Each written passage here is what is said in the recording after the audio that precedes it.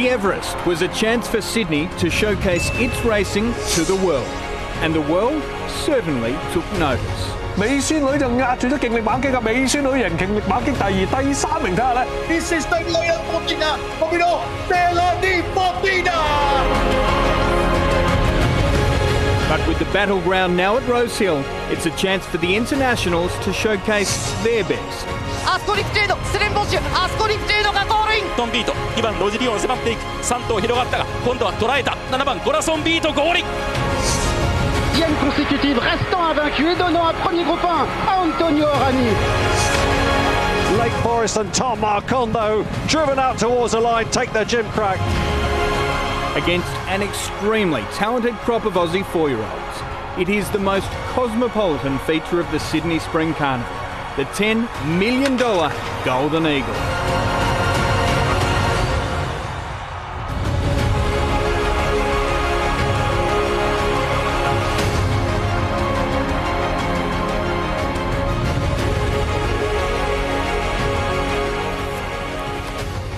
Hello everyone, welcome to James Squire Golden Eagle Day here at Rosehill Gardens. The $10 million race in Sydney's West, specifically for 4-year-olds. And it's all coming up today on a good track. The weather's been kind to us. It's a little bit overcast outside, but Corey Brown, that is not a problem. Not a problem. Track's in fine order. Was there any pressure through the week for the track people? But no, it's a great day's racing. Yeah, perfect. Well, Sean Patterson, he's about to go and put on a suit, but because your work's not quite done yet, you've still got a few little things to do out in the track. But how has the week been for you? Yeah, look, the prep this week's been really, really good. Started this week with some fine weather, kept the moisture up on that top side of a fall where we wanted to be, and then we got that rain Thursday night into Friday, which just set up nicely. Got us to the 5 range, and now we're back into the 4. And no rain this morning? No, we only wake up to 0.1 of a mil, so that was nice. Just not to get too much. They are saying a chance of half a mil a little bit later, but that's looking like it's not going to happen, so we're happy where we sit. Have you ever seen this track race so consistent? As in, like, years ago you had to be, if the rail was out, you had to be up on speed in the first couple, you couldn't make ground from behind, but the last sort of 12 months, it's just raced so fairly. Have you ever seen that before? We've worked really hard to try to get it there. Obviously, with the shape of what Rosehill is and coming around that home turn and how tight it is, we've always had that trouble that when you're too far in front, it's hard to make ground up. And we've just wanted to make sure that we're doing as much as we possibly can to get that even surface, and that's using our rail moves really well, making sure the track's in great order. So it's good to see it happening, and we just want to keep it going. Yep. Okay, you're in the true patch today. Yeah, back to the true rail. We've had 3 weeks off, been able to just to give it that nice feed and get it to exactly where we want it to be, and it's turned out nice today. Yeah. Well, you need that true rail because 20 runners in a 4 pillars midway in a Golden Eagle, you need every bit of that track, don't you? Especially at that 1,500 metre shoot. Exactly. We're a big track, but we are still quite tight in certain areas. So it's really good to have 20 runners in a field like this, especially of that calibre, and we're really looking forward to getting underway. All right. Have a good day. Thank you. Well, this is, we're out here in Sydney's West. I suppose the best way to get here, they tell us, is via the ferry. There's plenty of ways to get to Rosehill, but maybe a stroll along the Parramatta River might be best. Hi, I'm Dave Stanley, and if you're going to the Golden Eagle this weekend, well, I've got the best way you can get there. That's right, the ferry. And if you've already got your Golden Eagle ticket, it's completely free. Come on, let's go.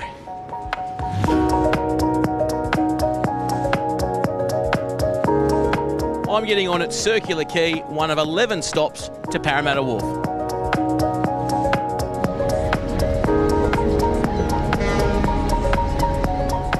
But there's plenty of stops along the route with car parks, drop-off points and taxi ranks.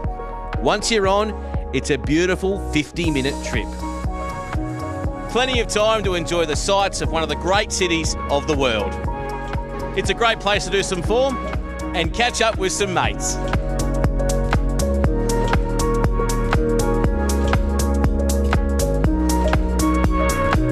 And at the other end, Australian Turf Club buses will take you right to the front gate of Rosehill. For more information, head to transportnewsouthwales.info. Very good.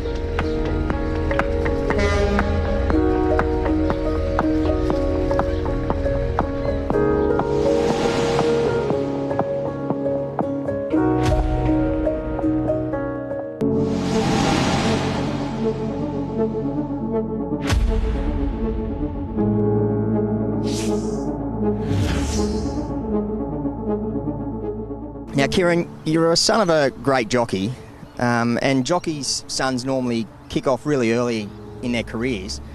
Why was yours so late? I think it's because I grew up quite far away from my father. I grew up in a town in England where there's no racing, there's no horses, so I was just away from the so-called racing circle. It was a very late decision, but it was on my own back, so it's something I wanted to do, so I was very keen and eager to be successful. I think if I was forced into do it at an early age, I probably wouldn't be as keen. But like I said, it was my own decision, and it's been a great decision in my life. Were you aware of your father's success? When I first started, I wasn't. Obviously, they were like, "Oh my God!" Like, you know, the success he's had. I didn't really understand it all until when you really get into racing and understand his achievements. I do realise how good he was. But look, I'm very lucky to have him as a mentor and help me. Now, I actually rode with your father many years ago. One of the best horsemen that I've ever ridden with. What has he taught you? Yeah, look. He's taught me many things, but just I think it's knowing when to sit and when to kick. Obviously, like, there's only so much he can tell me before a race, and not to kind of intervene with the instructions I get off trainers, but he just teaches me about the tracks and, like you said, the horsemanship and just getting into a rhythm and just finding that connection with the horse. But most importantly, just knowing when to sit and when to kick. Obviously, the tracks back home are a lot different to around here, you know, the undulations, the crossovers, and just things like that. So it's just about learning the tracks back home. But he helps me with some inside information that I like to keep between me and him. But I'm very lucky to have someone so good to help me. And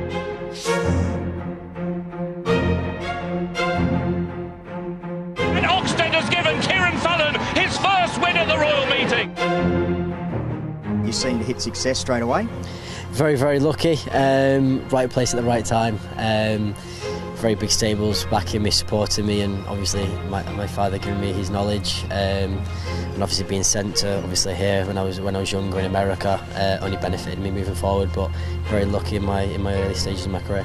So you're a retained rider for Qatar Racing 2020 to 2024. What was your experience like there? Yeah, it was very good.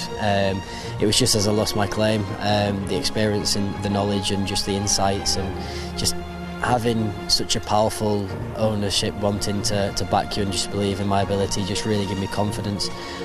Still associated with them now, they still sponsor me now, so we've still got a really good connection and speak to them on a daily basis. So being in partnership with such a big ownership and someone who's invested a lot into racing, it just meant a lot to me, and it was very good, and they've got my back now.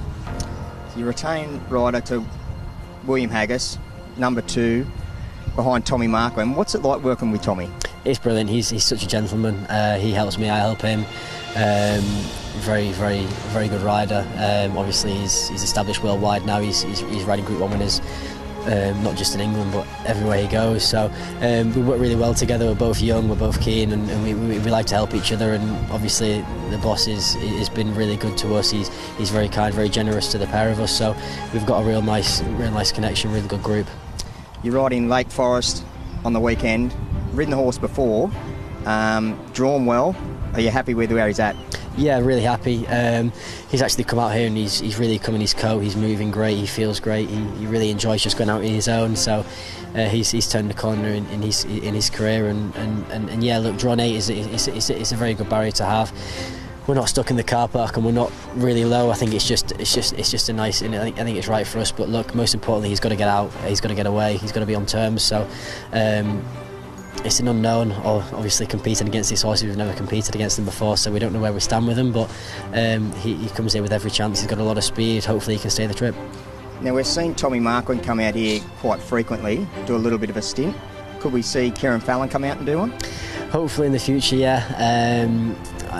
With Tom going away in these periods, the boss likes me at home, so look, hopefully one year maybe we can both have a stint out away at the same time, but you never know, hopefully in the future. So Aussie Kieran takes over from Aussie Tom. He doesn't look like the occasion's going to be too much for that boy. Definitely not. What he's already experienced, you know, in his short career is pretty special. To be signed up to Qatar Racing as their stable rider, I think it's a pretty big feather in his cap. How good was his dad? A freak. His father was an actual freak. I used to idolise Mick Canam when I was younger, and then Kieran Fallon was sort of like the understudy to Mick Canam, but he could do things in races that you'd scratch your head wondering how he done it. He's very, very good jockey, and what he done, like all those tracks, and like his son Kieran mentioned, he talked him through how to ride them. That's his biggest asset, having his father in his corner and explaining how to ride those tracks over in Europe. So Kieran Fallon rides for William Haggis, who needs no introduction, and we know what results he's had in Australia. What about this Italian Antonio Arani, who's now based in France, and he seems like a bit of a shooting star over there. Yep. You have a love affair with French racing. You couldn't wait to get over there and ride because you idolise some of the great French jockeys. Yep. Just what an environment, what sort of an environment is the jockeys' rooms in France? Oh, it's tough, and there's so many of them. I went over there and spent 6 weeks with Christophe Lemaire many years ago, but you walked into that jockey's room and there'd be, say, 20 young riders in there, and you could throw your colours at any one of them and know that they would get the job done. So it's really, really tough environment. Obviously, coming from Italy, I know the Italians and the French, they get along quite well, but to be doing as well as what he is in that backyard over there in France, I think he must be pretty good. Must be pretty good. Yeah. And so's the trainer, Jerome Rainier, who's one of the rising stars of French racing. Joao Morera needs no introduction. This is his backyard, isn't it? Big. I'm not talking about Rosehill, but big races. Yes. He doesn't need any introduction, Joey. He's one of our best. He's one of the best riders I've ever ridden with. The way that he holds horses and the confidence that he gives them, he's obviously a world-class rider, and it's good because he's had that experience here as well. And I used to always say Joe would take a couple of rides to actually adapt to that actual track. But now he's been here plenty of times now, and yeah, he's a world-class jockey. Well, the Rosehill Gold Cup today, speaking of France, there's a French galloper called Saganti going around today. A recent purchase, has been in the quarantine centre at Canterbury for Mick Price and Michael Kent Jr.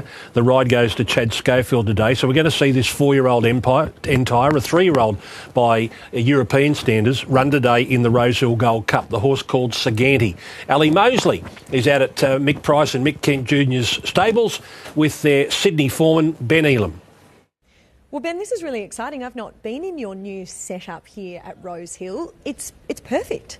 It is. It's a lovely barn. It stays nice and cool when it's warm, and it actually retains heat when it drops overnight. So we've enjoyed the first couple of days so far. The horses have settled in beautifully, and still got a few boxes left to fill, but they'll be up here sort of Monday, Tuesday, and then we've just got a nice team of 16 roaming around Rosehill, so hopefully we can get a few winners on the board and kick-start the time here as a permanent resident with a couple of winners. And you've been based here for a little while now, but the intention is that you'll stay in Sydney and you'll find yourself here running the show. Yeah, luckily I've been given the opportunity to steer the ship up here in Rosehill, so we've had 6 boxes in the visitors' barn for the last probably 7 or 8 months. Then thankfully we got offered the opportunity to become permanent licensed trainers up here. Well, Mick and Michael did, and yeah, we've settled in with 16 boxes and looking to build off that. I'm really interested to ask you about a horse that's meant to be in this box, Saganti. He's actually still at Canterbury because he's moved around a lot and he was settled there, but it's ready for him after he runs today. Tell us a little bit about him.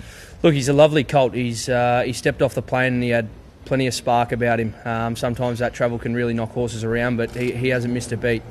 He's a beautiful, beautiful Entire, and his work's been perfect since he arrived. And yeah, as you said, just since he got there, he's just settled in beautifully. So we just thought, let's leave him there. He can race out of there, and then once he's finished today after the Rosehill Gold Cup, he'll walk back in here and be based out of Rosehill. And quite an interesting backstory. We just saw Michael Kent Jr. as he was leaving. He actually found him when he was on his honeymoon. How did Ali feel about that?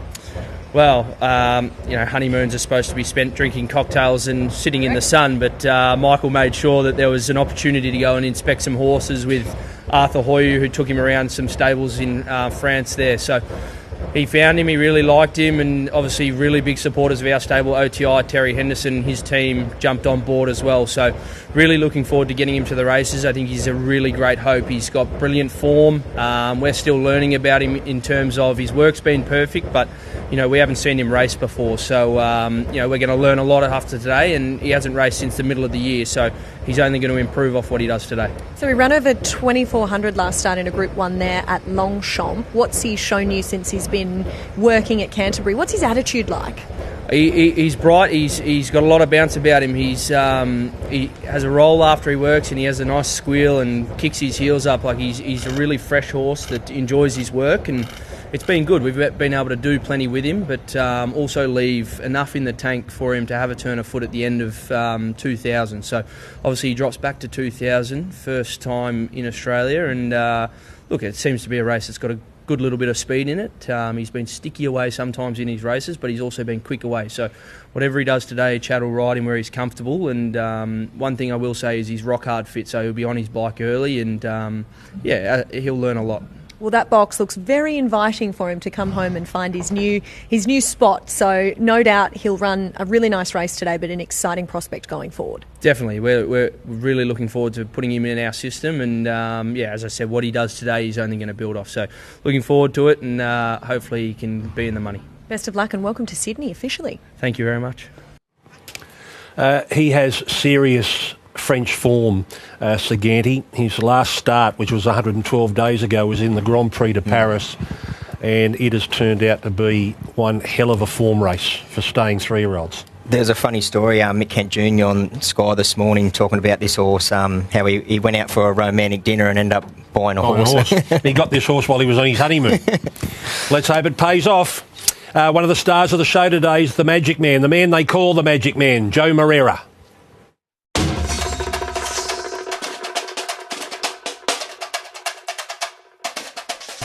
Obviously, when I end up beating her in Japan, I've done the form, make sure that I was aware against which horse I was riding. And she was obviously on the Hadar, so she's always been impressing not just me, but I guess everyone else that's been watching Japan racing.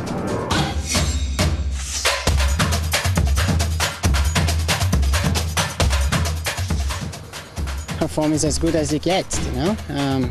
She's no doubt been racing against good horses in Japan, and she's been performing.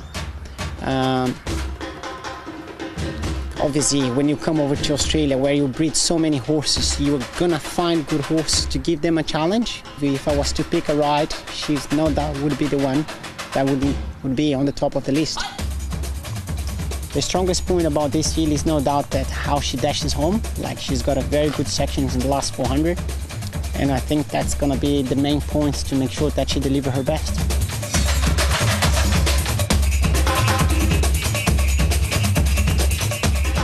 The feeling, describing the feeling is like cooling the stomach, but actually that's a good feeling, if you know what I mean.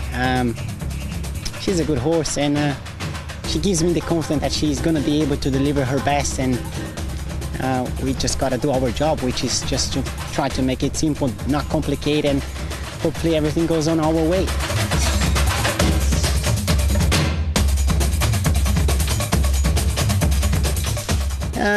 Last week, obviously, I'd say she was not 100% quite yet. She was still rebuilding because she had to travel, doing the quarantine, all that sort of stuff. So I could feel that she was on the way up, but today is just she's where we want her to be, you know, and that's definitely getting us to the races. Extremely happy the way how she's going.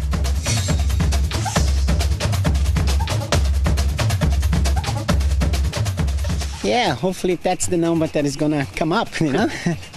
It's gonna be tough, but you know, sometimes good horses have to make it tough, and she's gonna be tested, no doubts about it. But the way how she races, she might just enjoy being on the outside, and if I'm able to get in, beautiful. If not, it is what it is. We're just gonna have to hope that she's still good enough to overcome the situation. As long as she gets cow, I think she'll be all right. You know, in Japan, if you watch the races there, the jockeys, they are not too worried about being wide facing the breeze, and she had to face that situation numbers of times during her career as a racehorse. If that happens once again, we just gotta hope that she's good enough, as I said.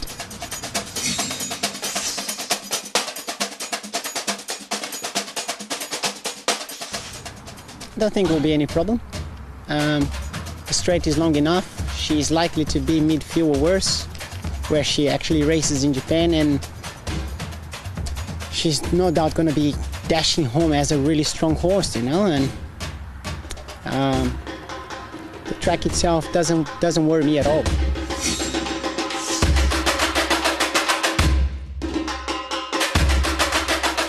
No doubts about it. It's a big race. We all want to be involved in those ones, and it's another race on the list that I haven't won before, so I'd be extremely happy if we take the prize home.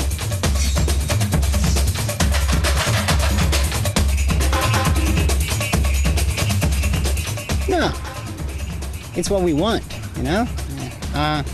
What do you call pressure? It's actually what drives us jockeys, you know. Try to get on a good horse, and if it's a big race, it is a big race, and you just have to hold your nerves and make sure you do your best.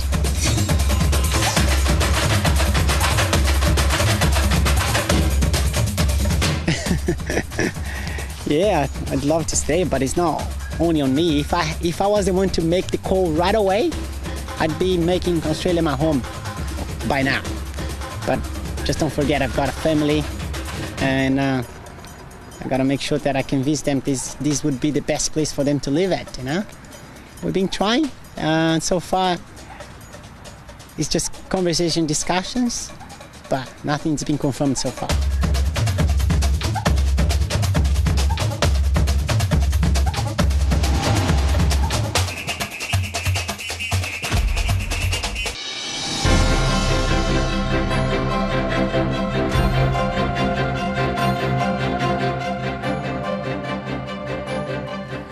Welcome, young and old, coming through the gates. The members' gates opened at 10 o'clock, and at 10:30 the general public gates will open as well. They're expecting a huge crowd here today at Rosehill Gardens for the biggest day of the spring at this track.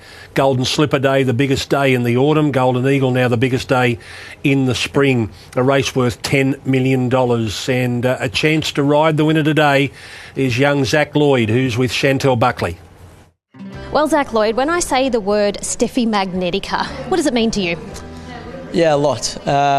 She's means a lot to me. Obviously, being my first Group 1, you don't forget that. And yeah, tenacious. She tries very hard. She's quite little, but she always gives her best. Go back to February of this year. You got beat on her in I think it was a benchmark 78 at Rosehill. Did you think the next time you rode her, you'd be getting your first Group 1 honour? Yeah, not at all. I remember ringing my dad after the race and saying, "That's a very good horse."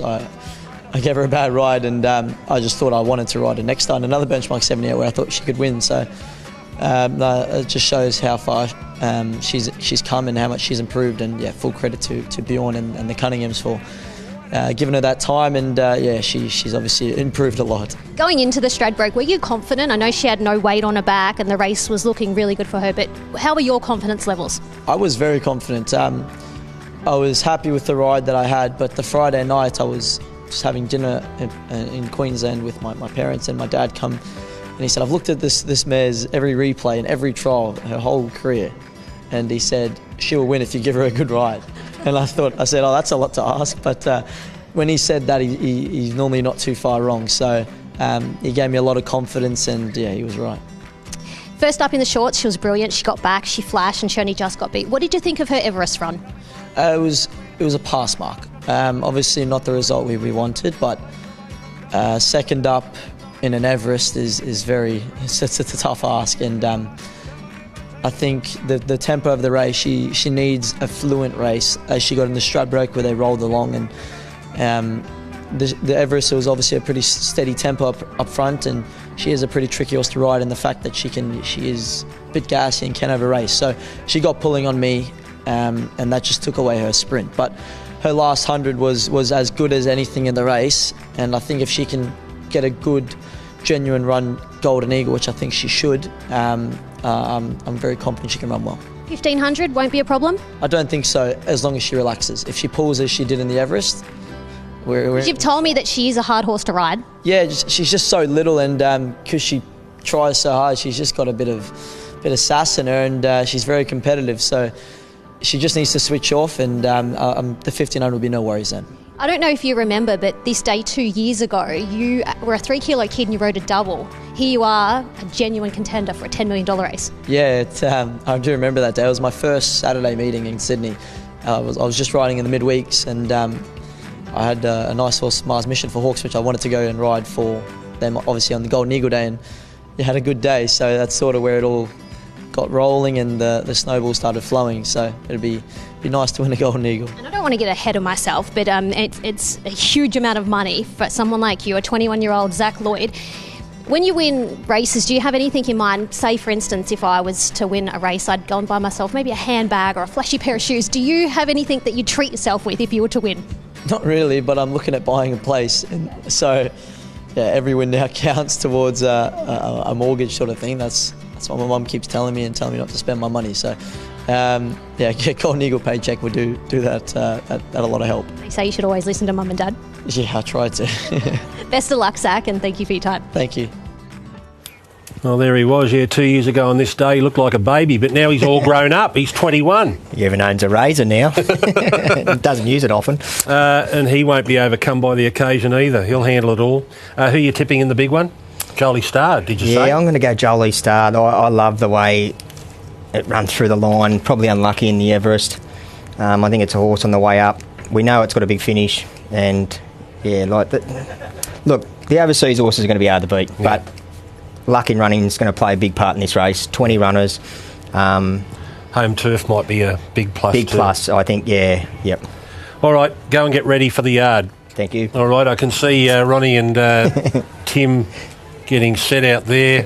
They look like they're ready and keen and eager to get on with it. He's... he hasn't even got his jacket on. All right, we're coming.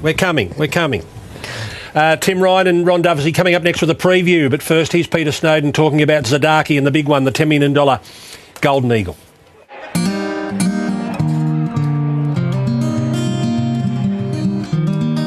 Zadaki's a very consistent horse. He's very lightly raced, 10 starts he's had. He's missed a place once and never runs a bad race. He's one of those horses that handles wet or dry.